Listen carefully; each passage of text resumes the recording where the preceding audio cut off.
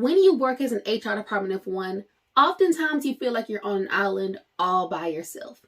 But what if I told you that you can influence people wherever you are? Hey, this is Brittany, CEO and founder of Talented Teams Consulting, and I am back with another video. We are now on day 19 of this 30-day series where I am helping you to build your career. We're talking about all the ways to build your experience, build your credibility, but ultimately to transform your career so that you can see growth within your organization. Nearly 15 years ago, I started my HR career as an unpaid intern with barely a leadership class under my belt. And today I serve in executive leadership, leading not only HR, but also training and development, and then also compliance. I know exactly how it feels to have a goal, but you're not really sure how to get there. Over these 30 days, I'm helping you to figure out ways to build to your own HR toolkit so that you can position yourself for that growth you like to see. I've been a part of an HR team under the leadership of an HR leader. I've been a solo HR team, and I was for about 5 to 6 years, and I'm currently leading an HR team. So I understand the dynamics and what's required at each level. So if you are an HR department of one, I am here to help you and to serve you as your HR mentor. Today we're talking about all the things you need to keep in mind when it comes to leading without a title or leading without a team. If you're working as an HR department of one, you are working by yourself. And so you wonder, do you really have the option to influence change around you? One of my favorite quotes from John Maxwell is, "Leadership is influence, nothing more, nothing less." We're going to talk about ways to wield that influence that you have no matter what position title you hold. Early in my HR career, when I was an HR department of one, I remember how it felt if I would see things that were happening in the organization and I knew that a change was needed, but I didn't really know how to say it, or I didn't really have an idea of how to get there. The very first thing you want to make sure that you do if you're trying to wield your own influence is to have a plan, create a plan. It's one thing to have an idea. It's one thing to be able to gripe about how things are. But as a leader, you need to make sure that you're coming up with solutions. As you start to build that muscle of being able to come up with solutions to the problems that you face, it's going to become a honed skill of yours. It's going to become second nature. And you're going to use that skill to help you to build other career development opportunities. Creating a plan is so important because it helps you to see an idea through from beginning to end. And even if you can't see the end from the beginning, starting that process and honing that skill of creating a plan is going to help you to think things through in a certain way.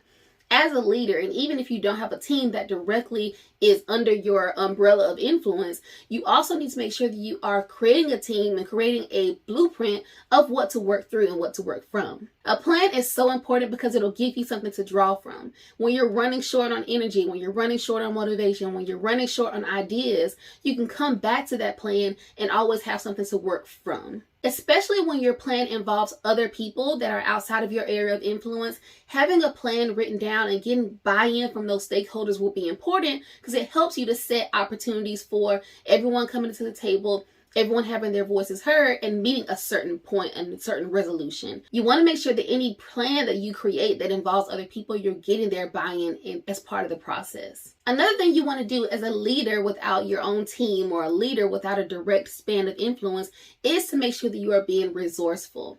When you're working by yourself, you can't have all the ideas yourself. You have to have different resources to pull from. Whether it's books, whether it's podcasts, whether it's YouTube channels, whether it's mentors.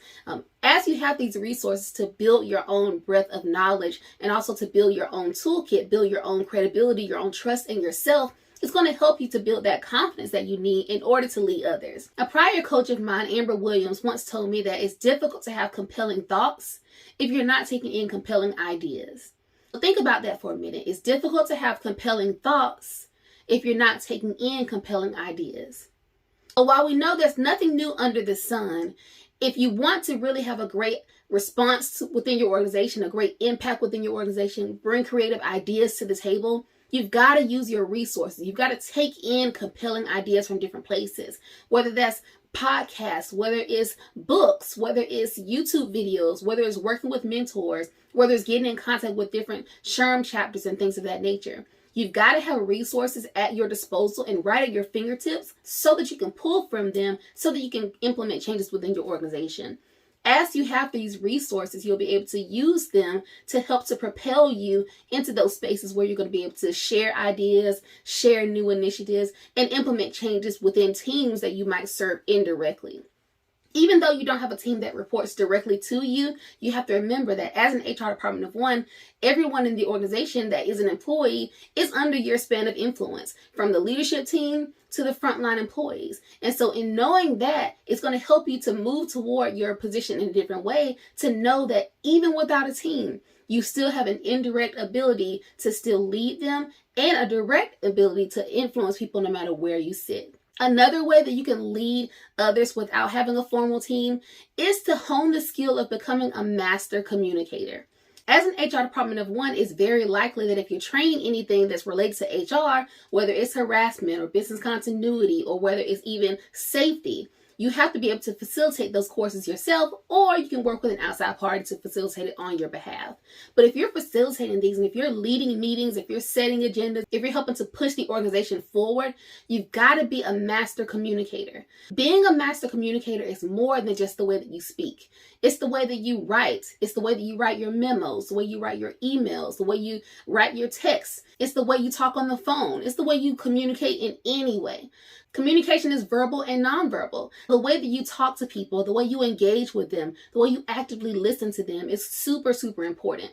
It's more difficult to lead someone, to lead anyone, if you don't have a relationship with that person. Being an active listener and being a great communicator is going to help you to lead anyone in the organization, because you're going to have that relationship with them. You're going to be able to connect with them on a personal level and also on a professional level. Becoming a master communicator does not happen overnight. This is a skill that you build year after year after year. It's a skill that I'm still growing within myself as well. So as you do this, don't look at this as a checklist in this video that you can say, yep, got that, got that, got that, got that. No, this video should just be a resource for you. It should be a tool for you to come back to and hone and figure out, so how am I doing with this? As you go through any of these videos on this channel, look at each of them as a blueprint for you to look and see, okay, well, how are you doing with this area? How can you improve on this area? The goal of each of these videos is to give you an idea of what you can improve. I'm all about self-improvement. I'm a constant lifelong learner, and I'm always trying to get better. And if you're watching the video and you've made it this far, I believe you're always trying to get better too. One of the last points I want to make about being able to lead anyone without having a formal team is you've got to take initiative. It's one thing to have great ideas. It's one thing to have great suggestions and not having just only the problems to bring to the table. If you're not going to take the initiative to not only have the idea, but to come up with a plan to implement that idea, it's all for nothing. You've got to have the initiative to work without having a team. As an HR department of one, you likely have a supervisor who does not have an HR background. And because of that, it's difficult for that person sometimes to measure you and to measure your effectiveness. But don't use that as a cop-out to do the bare minimum. Use that as an opportunity to really learn and hone your skills. Take the initiative to seek out those things that you don't know. Take the initiative to learn more and to do more and to bring new ideas to the table. I've seen it in my own career that doing that will serve you so well, especially if you do it in just the right way. You've got to also read the room. But being able to take the initiative in multiple capacities is going to help you to build your career, because you can take on more and more responsibility. As an HR department of one, your position is already jam-packed. You're taking on a lot of different things. But the ultimate goal that you should get to is either building your team, expanding your team, or taking on other responsibilities. Nothing's going to happen for you overnight, but the more you work intentionally, and that's the whole point of this 30-day series, the more that you work intentionally, the more success you'll have in your career, because you're taking it seriously. As you follow each of these steps, you're going to be able to build trust within your teams, build trust within your organizations, and even if you don't have a team, even if you're reporting directly to someone who does not have an HR background, even if there's no one around you that you can vent to, you still have ways that you can impact change, influence change, just by changing the way that you respond to things, just by changing your mindset, just by changing the way that you move throughout your organization. If this video has helped you in any way, hit the like button below and leave a comment to let me know what you took away from it. The goal of this video is to help you to build your career with intention and to give you new ideas on ways that you can implement change, and specifically ways that you can ultimately transform your career to live the life you've always wanted. At Talented Team Consulting, I work primarily with HR departments of one because I understand how big and how heavy your job is. And I know how it is because I've been there myself. Those years were the most difficult times of my career, but it was also the time that I was stretched the most. And I'm a firm believer that it's difficult to grow where you are not stretched. It's difficult to grow in the comfortable spots. So in those times where you're being stretched, don't look at it as a negative. Change your mindset about that. Look at it as a positive. You are in this position because you are capable for this position. You wouldn't be in it if you couldn't do the job. So as you are in this job, let's figure out ways to not just survive, let's figure out ways to thrive. That's the whole title of this channel, Thriving as an HR Department of One. If this video has sparked any new ideas with you and you'd like to work with me and I can serve you at a higher level, click the link below and book a discovery call with me. I would love to help you through anything that you're working through, help you to figure out ways where you can thrive within your career, help you with the systems and the tools that you need to be successful, and also any ideas that you can to get to that next level. If you have any questions, drop them below and I'll see you on the next one. Bye.